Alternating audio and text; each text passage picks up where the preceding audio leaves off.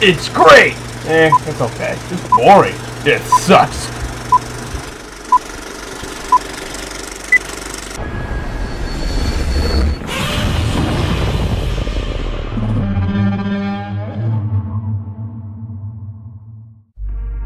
Hey guys, Rob Discord here, and welcome to another episode of Super Awesome Movie Review. And finally, after 10 years in the making, we get another Godzilla movie. Yes, the final Godzilla movie we had was called Godzilla Final Wars, which was pretty awful in my opinion. I've been waiting for another Godzilla movie for quite a while now, and I heard that it was going to be another American remake. And after I heard that, I was kind of nervous about that, because we all know what happened the last time America tried to make a Godzilla movie. I think I lost him.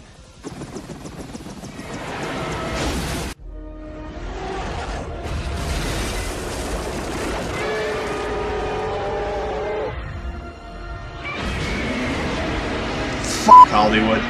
But I heard that it was going to be Warner Brothers, Legendary Pictures, and in some way Toho was going to have some involvement in this movie, which got me pretty excited. And it was going to be directed by Gareth Edwards, who directed the film Monsters, which was an okay film. It wasn't good, but it wasn't bad. It was a popcorn flick. It was pretty entertaining.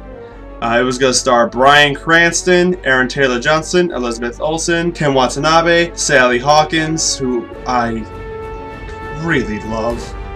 Please marry me. And of course, it was going to star the king of the monsters himself, Godzilla. And when the trailers and the commercials came up for this movie, it basically made Godzilla look scary. And that's what I always wanted. I love all the other Godzilla movies, but when you watch these movies, you know that these people are just having fun. But with the first Godzilla movie and Godzilla 1985, they did something which I love. They made Godzilla scary. And that's what I'm a big fan of. I mean, I like the silly Godzilla, but I'm more of the Godzilla that no one really f***s around with fan. Everyone went to go see the movie, myself included. I also took my mom to see it. And now, here I am today, giving you my review. I know I'm a little bit late, but you know what? I had to see the movie a second time. So here's my thoughts on the Godzilla movie. I'll say this right now. Bryan Cranston, Ken Watanabe, and Sally Hawkins, who, again, I love. They are, hands down, the best actors in the movie. Bryan Cranston in particular. As soon as the movie starts, we instantly feel the pain.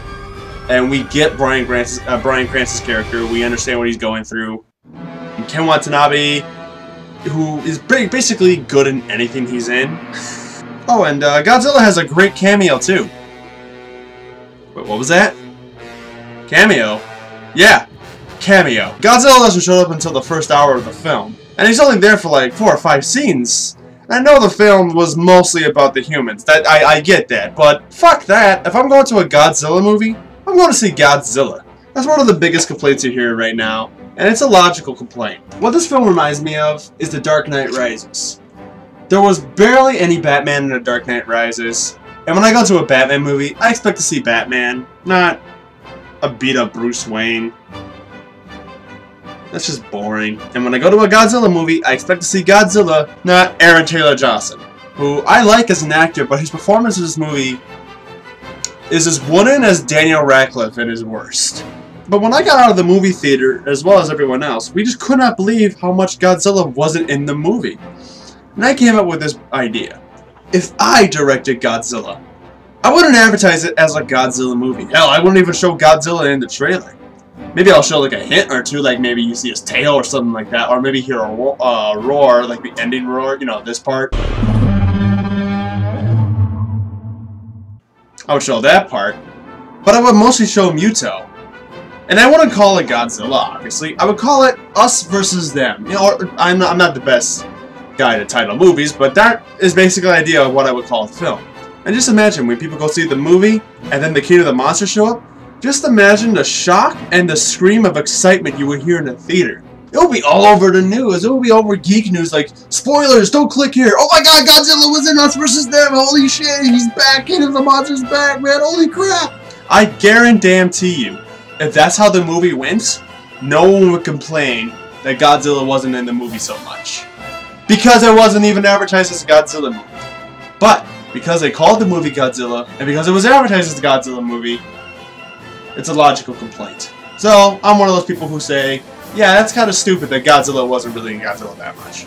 Even the Muto had more screen time than Godzilla did. which he's an okay monster. He kind of looks like the Cloverfield monster, and I always wanted to see Cloverfield fight Godzilla. And I guess this is the closest I'll get, and I'll accept it. One more complaint I have about this movie: they have scenes in the trailer that weren't in the movie. Why do movies do this? It's annoying! I wanted to see half of these scenes! That scene wasn't in the movie. That scene wasn't in the movie. That scene wasn't in the movie. Why not? That looks cool! I feel like they pulled an Amazing Spider-Man 2 on us. Oscorp, get you under surveillance. Why? Isn't that the question of the day? Why wasn't that scene in the f***ing movie? No, I already talked about the negative part of the film. I'm gonna talk about the good stuff. And trust me, there is a lot. Like for starters, Godzilla looks amazing. This is probably the best looking King of the Monsters in Godzilla movie history. The CGI is really outstanding. The music is great too. I really love the music that plays when Godzilla first shows up. And then we all remember the trailer music they had in the first teaser. It's really eerie stuff and it really fits the movie perfectly. And like I said, I always wanted a scary Godzilla movie. Yeah, there are some scenes in this movie that are pretty scary. You're scared for everyone around you. You're scared for the soldiers. You're scared for the people. You hope they make it out alive. Except for Aaron Taylor Johnson and Elizabeth Olsen. I just don't really buy them as a couple. I won't say it's really their fault, but I would say they were miscasted in this movie. I would select somebody older and had better chemistry. Am I the only one who thinks it's a little bit weird that Aaron Taylor Johnson and Elizabeth Olsen are a couple in Godzilla, but they're going to be brother and sister in the Avengers 2? It's a little odd. And let me say this, the monster fight in this movie is movie gold. It's one of the best movie fights, Godzilla fights, monster fights in history in my opinion. If you're a Godzilla fan, you're gonna geek really hard in this movie, like I did. There's one specific part in the movie, which I'll get to in the spoilers, where I just went, holy shit, as loud as I could in the movie theater. And this movie made a lot of money in the box office. And I'm really happy it did. And I'm glad they're making a sequel, because I want more Zilla, damn it. No, wrong monster. I meant Godzilla, I meant Godzilla!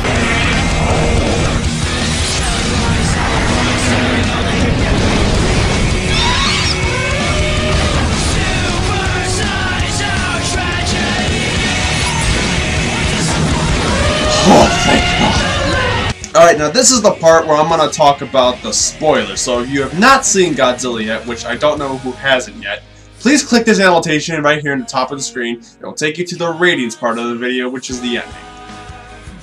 Alright, with that out of the way, not only did this movie need more Godzilla, it needed more Bryan Cranston.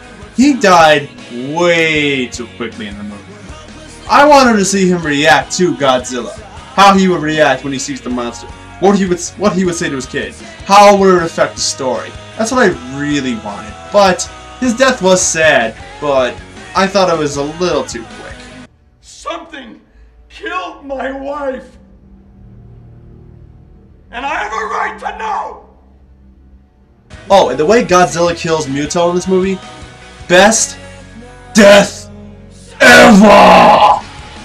At first, I thought he was just gonna break his jaw like King Kong did to that V-Rex in the Peter Jackson remake.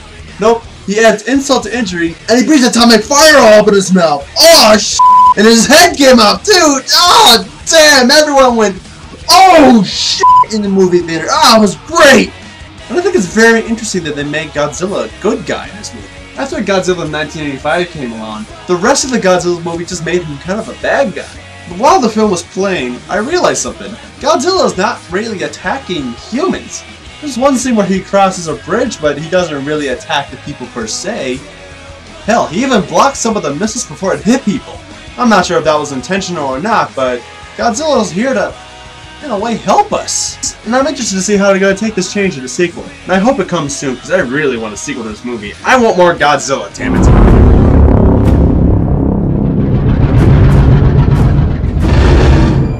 So, Godzilla. I think this is a great film. It may not be the Godzilla film we deserve, but it's the one we really need right now. Yeah, I just made a Dark Knight joke. Shut up. This movie gets an 8.5 out of 10 for me. It's a great film. I highly recommend it if you're a Godzilla fan. So yeah, this is probably one of the shortest episodes of Super Awesome Movie Review I posted. I'm glad. I'm going to try to keep it like this. It keeps things nice and easy, and hopefully I'll be able to post more videos like this.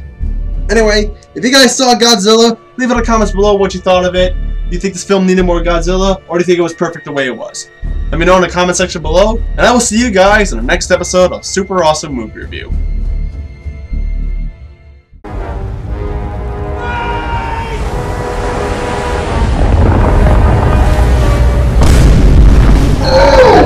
Oh my f***ing head! Holy sh**! Who the f*** put this here? Oh, my head's all flat now! Oh god! I look like my retarded cousin Zilla! Holy sh**! You know what? Screw this, I'm out of here! Oh god damn it!